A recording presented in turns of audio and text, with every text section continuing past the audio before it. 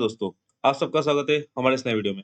इस वीडियो में हम देखेंगे सीबैम मतलब कार्बन बॉर्डर एडजस्टमेंट मैकेनिज्म क्या है और यूरोपियन यूरोपियन यूनियन ने इसको क्यों इम्प्लीमेंट किया है और इसके क्या एडवांटेज डिसएडवांटेज होने वाले हैं ग्लोबल ट्रेड के ऊपर। इसमें हम डिस्कस करेंगे इसका क्या स्कोप रहेगा, इसमें कौन-कौन इसकी लायबिलिटी को पे करेगा, इसमें ऑफसेटिंग किस तरीके से करेंगे, किस फेज़ में किस तरीके से इसको फेजेज़ में इम्प्लीमेंट किया जाएगा, कि कौन-कौन से सेक्टर या कौन-कौन सी कंट्रीज़ है जो एग्जेम्प्टेड रहेगी इसमें। इसके एडवांटेज क्या रहेंगे, डिसएडवांटेज क्या रहेंगे और कुछ की इफेक्ट जो कि इंडियन मार्केट और यूरोपियन मार्केट्स के बीच में ट्रेड को इंडिकेट करेंगे और उसको इम्प्लीमेंट करने में कौन-कौन से चैलेंजेस आएँगे। तो सबसे पहले हम बात करते हैं सीबैम के बारे में। तो सीबैम बेसिकली एक तरीके का बहुत सारे जो कार्बन टैक्सेस रहते हैं उसी तरीके से एक टैक्स है, जो कि कार्बन प्राइस रिफॉर्म के तहत जो यूरोपियन यूनियन ने लगाया है। अब इसको लगाने का पीछे रीज़न क्या है? जैसे कि हम सब जानते हैं कि यूरोपियन यूनियन जो है वो काफ़ी टाइम से अपने कंट्रीज़ में इमिशन ट्रेडिंग स्कीम को इम्प्लीमेंट कर रहा है। उसने फेजेस मैनर में उसको इम्प्लीमेंट किया है, तो उससे उसको रिजल्ट भी मिला है अप्रॉक्सिमेटली जो जैसा बताया जाता है कि 12 टू 15% का उन्होंने इमिशन रिडक्शन किया है थ्रू आउट द ईयर्स में। तो अब उस इमिशन ट्रेडिंग स्कीम को इम्प्लीमेंट करने में उनकी जो लोकल इंडस्ट्रीज़ है उन्होंने काफ़ी सारा इन्वेस्टमेंट किया है उनकी ग्रीन टेक्नोलॉजीज़ में, उनके जो प्रोसेसेस होती है इंडस्ट्री की उसमें, तो उसके कारण जो उनका प्रोडक्ट कॉस्ट है वो बढ़ जाता है। तो उस प्रोडक्ट कॉस्ट को बढ़ा तो दिया उन्होंने, मतलब बढ़ तो गया है इन सब इनोवेशंस और इन सब टेक्नोलॉजी के इम्प्लीमेंट से। तो उसको कंपनसेट करने के लिए वहाँ का जो प्राइस रहता है गुड्स का वो बढ़ जाता है। पर अब क्या हो रहा है, यूरोपियन यूनियन में काफ़ी दूसरी कंट्रीज से भी प्रोडक्ट्स आते हैं, मतलब वो इम्पोर्ट करता है। पर वहाँ पे तो इतना स्ट्रिंजेंट नॉर्म्स नहीं रहता है एनवायरनमेंट का, और वहाँ पे तो कोई इमिशन ट्रेडिंग स्कीम्स नहीं है। तो वहाँ का जो गुड्स है वो काफ़ी सस्ता हो जाता है। तो जो जैसे कि इंडिया हो गया, ब्राज़ील हो गया या फिर जो दूसरी साउथ एशियन कंट्रीज़ हो गई, यहाँ पे काफ़ी रिलैक्स रूल्स है। तो यहाँ के जो गुड्स है वो ईज़िली कम्पीट कर लेते हैं यूरोपियन यूनियन में, और काफ़ी उनका डिमांड वहाँ पे क्रिएट हो जाता है क्योंकि ये सस्ते रहते हैं। तो इस चीज़ को काउंटर करने के लिए यूरोपियन यूनियन ने सीबैम को इंट्रोड्यूस किया। इसमें बेसिकली वो एक कार्बन जो इमिशन हो रहा है उसके ऊपर प्राइस डालना चाहता है, जो कि स्पेशली इम्पोर्टेड हो रही है किसी ऐसी कंट्रीज से जहाँ पे इमिशन ट्रेडिंग स्कीम नहीं है। तो अब इसको और करने का दूसरा एडवांटेज ये है कि अब जैसा कि जो इंडस्ट्री यूरोपियन यूनियन में सेटअप है, वो ये देख रही है कि हमारा गुड्स यहाँ पे बिक नहीं पा रहा है क्योंकि हमारे गुड्स की प्राइस ज़्यादा है, क्योंकि हमको बहुत सारे रेगुलेशंस फॉलो करने पड़ रहे हैं। तो वो क्या करते हैं, वो किसी ऐसी कंट्रीज़ में जाके अपना प्लांट सेटअप या मैन्युफैक्चरिंग प्लांट सेटअप करते हैं, जहाँ पे जो एनवायरमेंटल रूल्स है, वो काफ़ी रिलैक्स है। तो इस जो प्रोसेस है, इसको कार्बन लीकेज बोला जाता है। मतलब जो एमिशन उनकी कंट्रीज़ में होना था, वो वहाँ ना होके किसी ऐसी कंट्रीज़ में हो रहा है जहाँ पे एनवायरमेंटल रूल्स रिलैक्स है। तो इस प्रोसेस को कार्बन लीकेज बोलते हैं। तो यूरोपियन यूनियन चाहता है कि हम इमिशन के ऊपर कार्बन प्राइस भी लगाएँ, प्लस इस तरह के जो कार्बन लीकेज हो रहे हैं, उनको भी हमको रोकना है, क्योंकि एनीवे वो अ, अफ़ेक्ट तो पूरी वर्ल्ड को करेगा ही से करेगा। तो इस तरीके से ये 2 की पर्पसेज़ है सीबीएम के। अब इसके हम फीचर्स देख लेते हैं सीबीएम के, किस तरीके से इसके फीचर्स को डिस्क्राइब किया गया है। तो सबसे पहले स्कोप।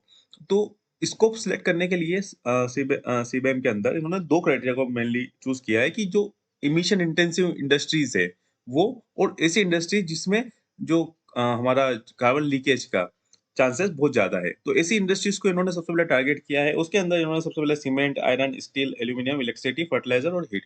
तो ये 6 इंडस्ट्रीज़ हैं, जो इन्होंने टारगेट किया है, क्योंकि ये हाइली इमिशन इंटेंसिव होती है, और साथ ही साथ इनमें चांसेस रहता है कि जो ये इनके जो ओनर्स है या इनके जो सेटअप है, वो शिफ्ट हो सकते हैं किसी ऐसी कंट्रीज़ में जहाँ पे एनवायरमेंटल रूल रिलैक्स है। तो फर्स्ट इनका स्कोप का क्राइटेरिया ये था। सेकंड, इसकी लायबिलिटी इन्होंने चूज़ करी कि कौन पे करेगा एट द एंड। तो सब जो इम्पोर्टर रहेगा, जो भी उस गुड्स को इम्पोर्ट कर रहा है किसी दूसरी कंट्री से, वो इसकी लायबिलिटी पे करेगा। अब इसको ऑफसेट करने के लिए क्या करना पड़ेगा? जो इम्पोर्टर रहेगा उसको जो यूरोपियन यूनियन है, वहाँ पे उसको उसका सर्टिफ़िकेट्स खरीदने पड़ेंगे, जिससे कि उस सर्टिफ़िकेट खरीदने से ऑब्वियसली वो जो प्राइस, जब वो उस गुड्स को बेचेगा यूरोपियन यूनियन में, तो उसकी प्राइस बढ़ जाएगी। तो ये इसका ऑफसेटिंग का रहेगा। इसके फेजेस की हम बात करें तो किस तरीके से इसको इम्प्लीमेंट किया जाएगा, तो इसका स्टार्टिंग फेज जो था वो 23 में था, और जो इसको फुल्ली तरीके से इसको इम्प्लीमेंट किया जाएगा वो 26 तक इसको फुल्ली तरीके से एग्जीक्यूट कर दिया जाएगा। अब इसमें कुछ एग्जाम्पशंस भी होंगे, यस, इसमें ऑब्वियसली कुछ एग्जाम्पशंस हैं। अब यूरोपियन यूनियन ये बोलता है कि अगर आपकी कंट्रीज में, अगर आपने अगर EU emission trading schemes ETS अगर आपने सेटअप कर रखा है, प्रॉपर फंक्शनल है, तो हम आपको इस सीबीएम से एग्जम्प्ट कर देंगे। तो ऐसी कौन-कौन सी कंट्री है? ऐसी कंट्री है स्विट्ज़रलैंड, नॉर्वे, आइसलैंड और क्या बोलेंगे इसको, लिस्टेन, सॉरी फॉर प्रोनाउंसिएशन। तो ये जो मेनली 4 कंट्रीज़ है जो करंटली एग्जम्प्टेड है इससे, क्योंकि इनके यहाँ पे भी सेम सेटअप अवेलेबल है इमिशन ट्रेडिंग का। तो ये तो इसके एग्जाम्पशन की बात हो गई। अब इसमें अगर हम इसके एडवांटेज और डिसएडवांटेज की बात करें तो ऑब्वियसली इसमें एडवांटेज तो यूरोपियन यूनियंस को होने वाला है, क्योंकि वहाँ की जो लोकल इंडस्ट्रीज है वो भी कम्पिटिटिव हो जाएगी, उनकी प्राइस भी कम्पिटिटिव हो जाएगी। और सेकंड ये है कि वो जो कार्बन लीकेज हो रहा था वो भी रुक जाएगा, तो जिससे वहाँ पे जो ग्रोथ और जो जॉब डेवलपमेंट्स होनी है वो भी वहीं की उसी कंट्री में हो जाएगी। तो यूरोपियन यूनियन तो इसमें ऑब्वियसली इसमें विन-विन सिचुएशन में रहेगा। साथ ही साथ जो ये टैक्स लगा रहे हैं इससे इनको काफ़ी सारा रेवेन्यू जनरेट होगा, जिससे कि ये अगेन उस रेवेन्यू को किसी इमिशन रिडक्शन प्रोजेक्ट्स में या फिर किसी इस तरीके के एक्टिविटीज में लगा सकते हैं। तो इनके पास एक फंड भी काफ़ी इकट्ठा हो जाएगा। अब डिसएडवांटेज की बात करें तो डिसएडवांटेज ऑब्वियसली उन्हीं कंट्रीज को होने वाला है जहाँ पे एनवायरमेंटल नॉर्म्स रिलैक्स है। जैसे कि इमर्जिंग कंट्रीज हो गई या साउथ एशियन कंट्रीज हो गई, इंडियन हो गया, ब्राज़ील हो गया, ढाका हो गया, सॉरी बांग्लादेश हो गया। तो इस कंट्रीज में जो एक्सपोर्ट वॉल्यूम जो रहेगा वो काफ़ी कम हो जाएगा टुवर्ड्स द यूरोपियन यूनियन। और जो प्राइस कॉम्पिटिटिवनेस है वो भी काफ़ी खत्म हो जाएगी, मतलब ऑलमोस्ट खत्म हो जाएगी, क्योंकि वो उतना ही उनको पेनल्टी भी भरना पड़ेगा सर्टिफिकेट खरीदने के लिए। जो नेगेटिव इम्पैक्ट और क्या हो सकता है इसका, किस पे होगा? सबसे ज़्यादा होगा जो ऐसी प्रोडक्ट जो कार्बन इंटेंसिव है, मतलब जिसमें पर यूनिट में काफ़ी सारे एमिशन होता है। और इसमें क्या इश्यू हो सकता है, जो ट्रांज़ि अब जैसे कि ठीक है हमको इम्प्लीमेंट करना है, तो इसमें जो जो कंट्री एक्सपोर्ट कर रही है उसको प्रूव करना पड़ेगा कि हाँ, उसकी पर यूनिट में कम एमिशन हो रहा है, तो उसके लिए उसको ट्रांज़िशन करना पड़ेगा टेक्नोलॉजी में। तो उसके लिए उसको कॉस्ट देनी पड़ेगी, मतलब वो उसका उसका जो उसका बर्डन बढ़ जाएगा, उसका डेट बढ़ सकता है, उसकी प्रोसेस स्लो हो सकती है। तो इस तरीके के कुछ डिसएडवांटेजेस है, जो कि एक्सपोर्टर कंट्रीज़ को हो सकते हैं। अब इसमें चैलेंजेस क्या है सीबीएम के साथ? यस, ऑब्वियसली सीबीएम सुनने में जितना ईज़ी सिंपल लग रहा है, उतना सिंपल ये है नहीं, क्योंकि ये काफ़ी डिफ़िकल्ट होने वाला है, क्योंकि ये बहुत कॉम्प्लेक्स बनाया है। अब इसमें इतने सारे गुड्स होते हैं, उसमें हर एक में कितना एमिशन होता है, उसको उसका बेंचमार्क सेट करना, उसको एमिशन को मॉनिटर करना, वेरीफाई करना, वो एक डिफ़िकल्ट टास्क होने वाला है। फिर उसके अकॉर्डिंग उसमें कार्बन प्राइस को सेट करना, कार्बन प्राइस की जो ट्रेडिंग हो रही है, फिर उसको उससे लिंक करना। It is not going to be a easy cake walk. और जो हमारा दूसरा जो इसमें रहेगा इश्यू, वो है ट्रेड डिस्प्यूट का। ऑब्वियसली जो कि अभी होने ही वाला है, क्योंकि बहुत सारी कंट्रीज़ हैं जो कि वर्ल्ड ट्रेड ऑर्गेनाइजेशन डब्ल्यूटीओ में जाने वाली है कि ये क्या है, हम तो सबसे ज़्यादा एमिशन यूरोपियन यूनियंस और वेस्टर्न कंट्रीज़ ने किया है इंडस्ट्रियल इंडस्ट्रियल एरा के टाइम पे। तो अब जब आप हम जब अभी इमर्जिंग हो रहे हैं, हम जब बढ़ रहे हैं, तो आप हमारे गुड्स के ऊपर आप टैक्स लगा रहे हैं, तो ये तो गलत है। तो इस तरह के ट्रेड डिस्प्यूट होने ही वाले हैं कि सबसे ज़्यादा एमिशन तो आपने किया और अभी हम थोड़ा बहुत एमिशन कर रहा था, उसके ऊपर टैक्स लगा रहे हैं, तो आप हमारे ग्रोथ को रोक रहे हैं। तो इस तरीके का होने वाला है, पर मोस्टली यूरोपियन यूनियन के पास एक काफ़ी वैलिड आंसर, मतलब उनके हिसाब से ये वैलिड आंसर है कि हम हमारी जो वहाँ की जो सिटीज़न्स हैं, उनकी हेल्थ के लिए इस तरीके के टैक्स को लगा रहे हैं, इस तरीके की कंस्ट्रेंट्स को लगा रहे हैं, तो माइट बी पॉसिबल है कि वो इस चीज़ को सस्टेन करेंगे। जो थर्ड हमारा इम्पोर्टेंट रहेगा कि इसमें जो बिज़नेसेस हैं, वो इन द कंट्री तो ऑब्वियसली अफ़ेक्ट कर ही रहा है, पर जो एक्सपोर्टर्स कंट्रीज़ है, उसमें बहुत सारा इसमें इफ़ेक्ट होने वाला है, और कंज्यूमर्स ऑब्वियसली उनको प्राइस जो अभी सस्ते में मिल रही थी, वो बाहर उनको महँगे में मिलेगी।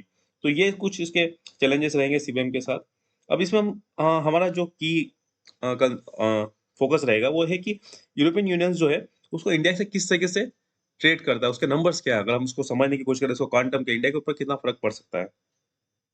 तो यूरोपियन यूनियन जो है ना, हमारा ऑलमोस्ट 14% 15% जो है इंडिया के टोटल एक्सपोर्ट का अपना पोर्शन रखता है। मतलब 15% हम यूरोपियन यूनियन में भेजते हैं।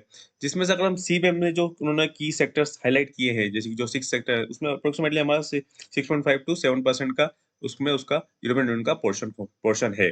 तो हम समझ सकते हैं कि ये एक सिग्निफिकेंट पोर्शन है। अगर उसमें सीबीएम को इम्प्लीमेंट किया जाता है, तो 6.5% एक सिग्निफिकेंट नंबर है, जो कि काफ़ी रिड्यूस कर हो सकता है अगर हमने उसको सिमिलर उसकी रिक्वायरमेंट फुलफिल नहीं करी तो। और अगर हम इसमें देखें कि 50% जो हमारे टोटल एक्सपोर्टर्स है यूरोपियन यूनियन, मतलब 100% जो जितना भी एक्सपोर्ट होता है उसके 50% इस क्राइटेरिया के अंदर आ जाएँगे। तो मतलब एक कंसिडर अमाउंट ऑफ एक्सपोर्टर्स है जो कि इससे डायरेक्टली इम्पैक्ट होने वाले हैं। ये कुछ ये 4 और 5 है, ये सीबीएम से डायरेक्टली रिलेटेड नहीं है, बट इसमें हम एक जस्ट कंपैरिज़न देखते हैं कि जो हमारा अ, यूरोपियन यूनियन का जो कोल से जो इलेक्ट्रिसिटी प्रोडक्शन है वो 15% है, ग्लोबल एवरेज 36% है, वहीं इंडिया का वो अप्रोक्सिमेटली 75% है। तो ये हम समझ सकते हैं कि अगर हम हमारा जो पावर प्रोडक्शन जो हो रहा है, वो as compare to global average काफ़ी ज़्यादा है। हम फॉसिल फ्यूल पे काफ़ी ज़्यादा डिपेंड कर रहे हैं। और जो यूएस में अगर मान लो यूरोपियन यूनियन से इंस्पायर्ड होके यूएस भी इस तरीके की कोई स्कीम को लॉन्च करता है, इस तरीके के टैक्स को लॉन्च करता है, तो यूरोपियन यूनियन से तो हमारा 15% ग्राउंड है, उतना ही उससे ज़्यादा हमारा यूएस के साथ भी हमारा एक्सपोर्ट होता है, अप्रोक्सीमेटली 16 टू 17%। तो अगेन अगर यूरोपियन यूनियन से इंस्पायर्ड होके यूएस ऐसा कुछ करता है, तो हमारे लिए एक बहुत बड़ा ही चैलेंज सामने आ जाएगा कि हम इसको किस तरीके से कैटर करेंगे। तो ये था मेरा प्रेजेंटेशन सीबैम के ऊपर। आज के लिए इतना ही। Thank you.